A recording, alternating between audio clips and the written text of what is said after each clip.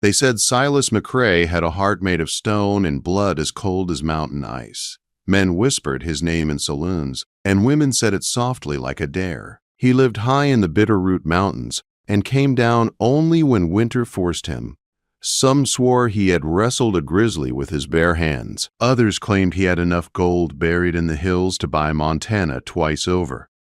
No one knew the truth, because no one knew the man.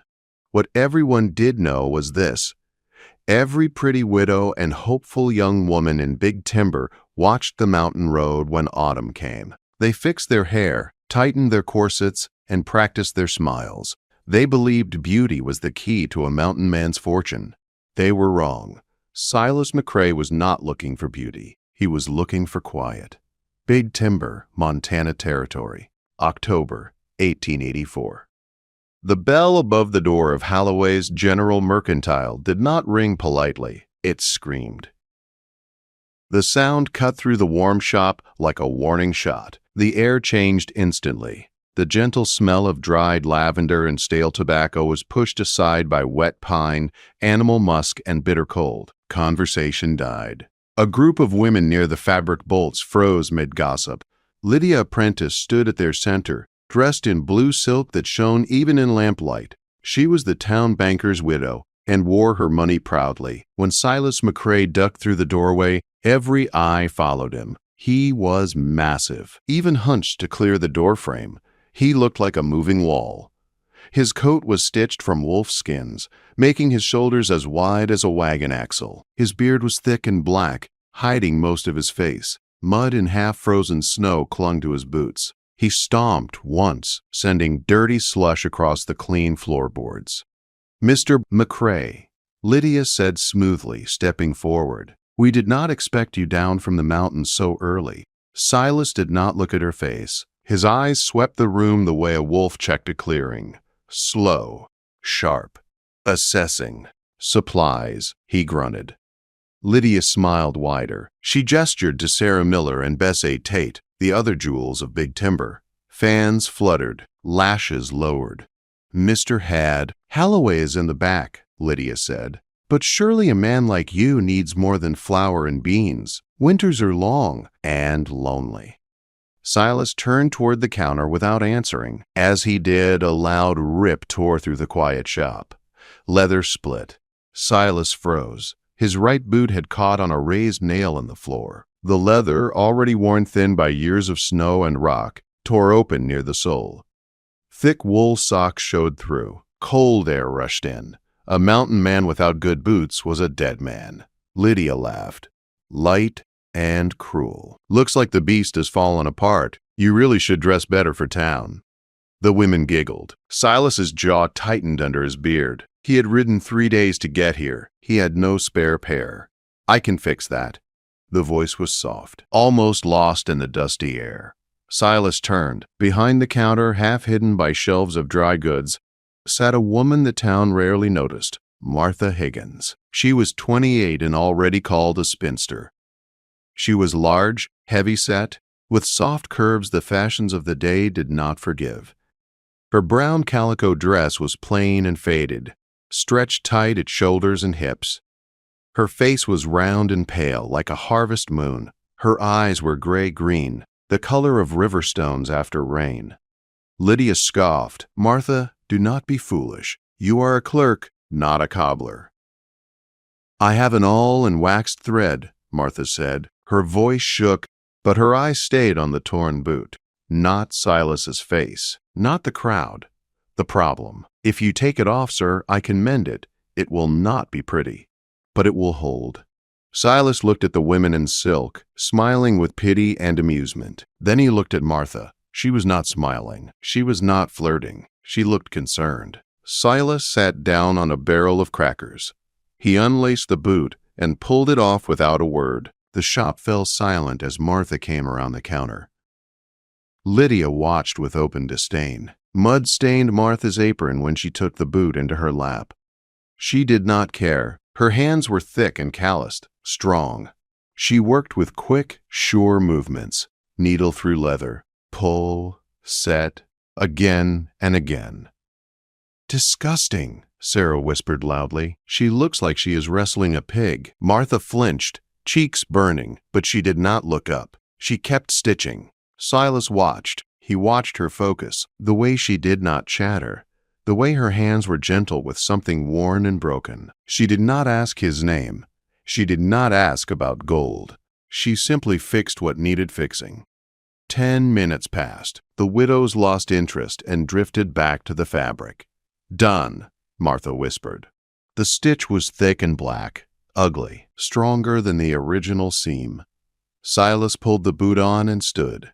He stomped his foot. Solid. He reached into his pocket and pulled out a gold nugget the size of a robin's egg. He slammed it onto the counter. "For the fix." Martha's eyes widened. "Sir, that is too much. A year's wages." "The thread cost a penny," Silas said. "I did not pay for the thread." "I did not pay for the thread," Silas rumbled, meeting her eyes for the first time. "I paid for the quiet." He gathered his supplies, shot Lydia a look that made her step back, and left. Martha sat frozen, clutching the gold. Her heart pounded like a trapped bird. 3 weeks later, winter settled over Big Timber. Snow covered the valley. Nights grew long. Martha kept the gold nugget hidden in a tin under her bed. She did not spend it. It felt like proof. Proof she mattered. The town told the story differently. Lydia said Silas paid the fat girl out of pity, charity for the unfortunate. Then one afternoon, the bell screamed again. Silas McCrae walked in with a pack mule heavy with furs. Beaver, fox, marten, a fortune. The shop went quiet. He walked straight to the counter. "Mr. Holloway," the shopkeeper said nervously. "We can weigh those for credit or cash." Silas ignored him. "Where is she?" Holloway blinked. "Who?" Martha was on a ladder stacking coffee tins. At the sound of his voice, her hand slipped. A tin fell and clattered across the floor. All eyes turned. She climbed down slowly, feeling heat rise in her neck. Silas walked over and stood close, blocking the stairs without touching her. When she reached the floor, she kept her eyes on his boots. Her stitch still held. "Is it failing?" she asked. "No." Silas pulled a small bundle wrapped in deerskin from his coat and held it out. "Found this. Thought it matched your eyes." Inside was a spool of silk ribbon, deep moss green, imported. Beautiful. The room gasped. "It is too fine," Martha whispered. "You fixed my boot," Silas said, and asked for nothing. Lydia stepped forward, face tight. "Surely you do not mean to waste silk on her. That color would suit Sarah far better." "I did not buy it for Sarah," Silas said coldly. "I bought it for the woman who saved my foot." He turned back to Martha. "I have a coat. Needs a new lining. Heavy work. Needs strong hands." Martha clutched the ribbon. For the first time, she felt seen. "I can fix it," she said. "Good," Silas replied. "I will bring it Thursday." As he left, he paused beside Lydia. "You remind me of a blue jay, loud, pretty, steals from other nests. I do not like blue jays." He walked out. Martha stood there, ribbon pressed to her chest, smiling quietly. But in Big Timber, when a feared man favors a woman the town has rejected, jealousy does not stay quiet for long. December came hard to Big Timber. Snow fell thick and heavy, sealing the valley under white silence. The town turned inward, fires burning day and night, gossip growing sharper with the cold. And at the center of every whisper was the same name, Martha Higgins. People watched her differently now, some with confusion, some with open dislike, a few with quiet curiosity. The green silk ribbon Silas McCrae had given her became a symbol. To some, it was proof the mountain man had lost his sense. To others, it was a warning. Martha tried to ignore it all. She worked late most nights, finishing Silas's coat in the small room she rented behind the bakery. The coat was massive, heavy with age and wear. Branch tears scarred the lining. Smoke stains clung to the seams.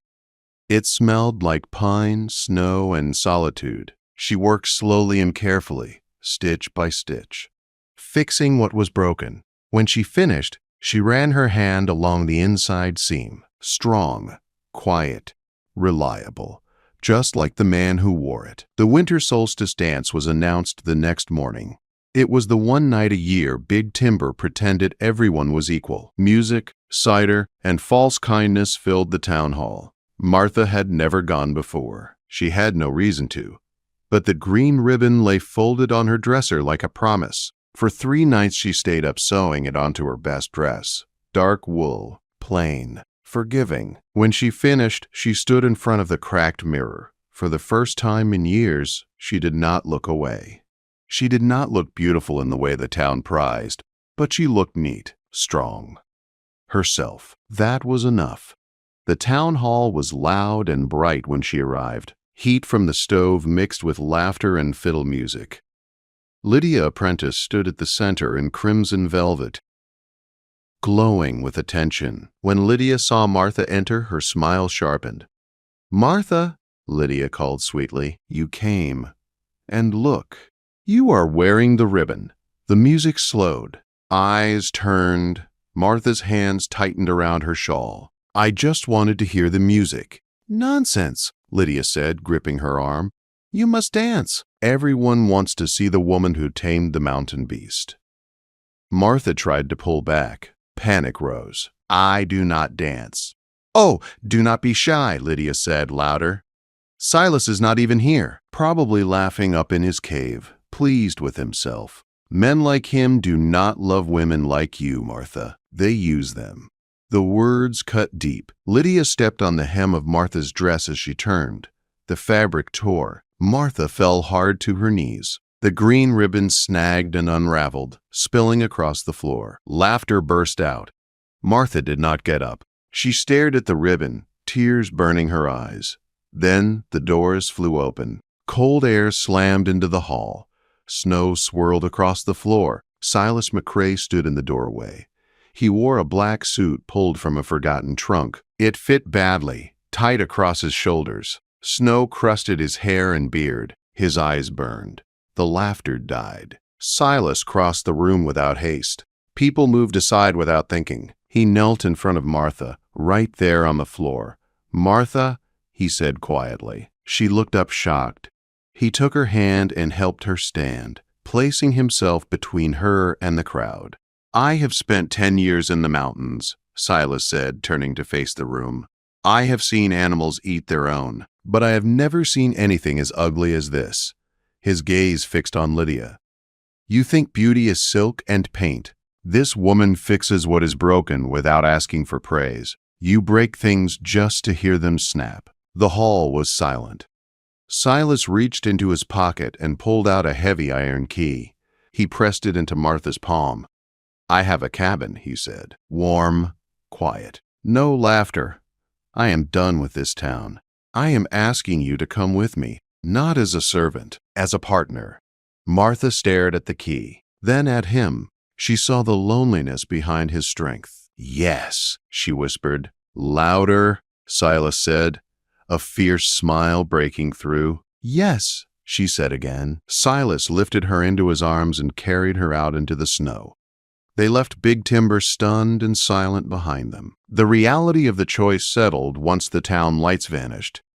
They rode in a wagon pulled by 2 heavy draft horses, supplies stacked high. Martha sat wrapped in buffalo robes, heart racing. She was afraid, but not of Silas. "Are you cold?" he asked. "I am fine," she lied. He stopped the wagon and wrapped another blanket around her without asking. "Do not lie," he said. "Up here, lies kill." "I am scared," she admitted. Silas nodded. "That means you are alive." They camped that night in the foothills. Silas slept beneath the wagon. Martha watched the firelight dance and realized she did not feel empty for the first time in years. The next day, danger found them. On a narrow mountain switchback, Silas stopped suddenly, sniffing the air. "We are being followed." 3 riders, men after gold. Silas turned the wagon off the trail into dangerous terrain.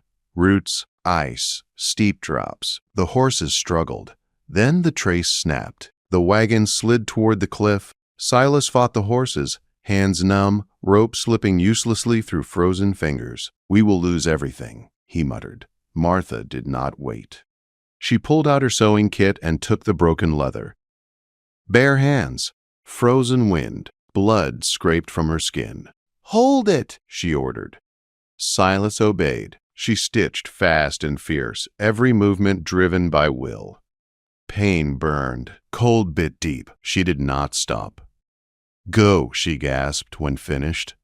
The horses pulled, the stitch held. The wagon lurched back onto solid ground. Silas grabbed her frozen hands and pressed them inside his coat against his chest. "You saved us," he said, voice breaking. "I mend tears," she whispered. "That is what I do." But the danger was not over. Gunshots echoed through the gorge. The men had followed.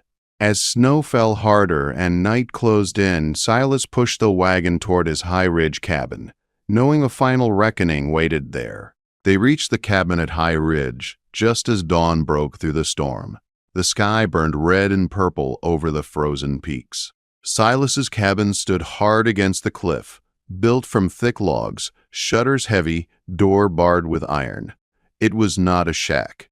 It was a fortress. "Inside," Silas ordered. Martha hurried in. The cabin was cold and dark, smelling of pine and smoke from seasons past. She went straight to the hearth, found dry kindling, and struck a flame. Fire caught quickly.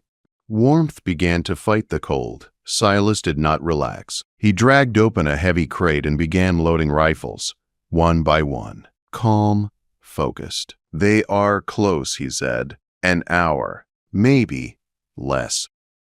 Martha watched him, heart steady in a way that surprised her. "Who are they?" she asked. Silas paused. "A man named Vance Cordell leads them. We once found gold together. He wanted it fast. I wanted it slow. He tried to kill me. I left him for dead." "He wants revenge," Martha said. "He wants my life," Silas replied. "The gold is just a reason." Silas took her face gently in his hands. "If they get in, there is a trapdoor under the rug. You hide." "No," Martha said. He searched her eyes, saw no fear there now, only resolve. "Then stay close," he said. The first shot shattered the morning. Wood splintered. Silas returned fire instantly, the rifle booming through the cabin. Martha crouched by the floor, loading weapons as he fired. Empty gun up, full gun down. Again and again. They worked without words. Smoke crept in, thick, bitter. "They are burning us out," Silas said grimly. Martha's eyes went to the back wall, to the dried moss packed between logs. Smoke seeped through there. Behind that wall, Silas understood. He grabbed a crowbar and smashed into the chinking. Clay cracked. A hole opened. Daylight spilled through. A man stood on the other side, piling brush, unaware. "The kettle," Silas said. Martha lifted the boiling pot from the stove and threw the water through the gap. A scream tore through the air. Silas kicked the front door open and fired. 2 shots. Clean. Vance Cordell fell into the snow. The third man ran. Silence followed. Snow drifted down. Smoke faded. Fire died. Silas turned to Martha. She stood shaking, soot on her face, hands raw and red, still standing. He dropped to his knees and wrapped his arms around her waist. "You did not run," he said. "I told you," she replied softly. "I stand my ground." They stayed through the winter. Snow buried the world outside, but inside the cabin there was warmth, work, and quiet laughter. Martha learned the mountain. Silas learned how to speak without anger. They fixed what broke. They endured. In early spring, Silas collapsed the mine. He chose peace over gold. When they rode back into Big Timber in April, the town barely recognized them. Martha walked with confidence, Silas with calm. They bought Holloway's store. Martha stood behind the counter where she once hid. Lydia Prentice stood small and powerless. The town learned a new truth. Strength is not beauty, Love is not noise. And sometimes the strongest bond in the Wild West begins with a quiet woman, a torn boot, and a stitch that never breaks.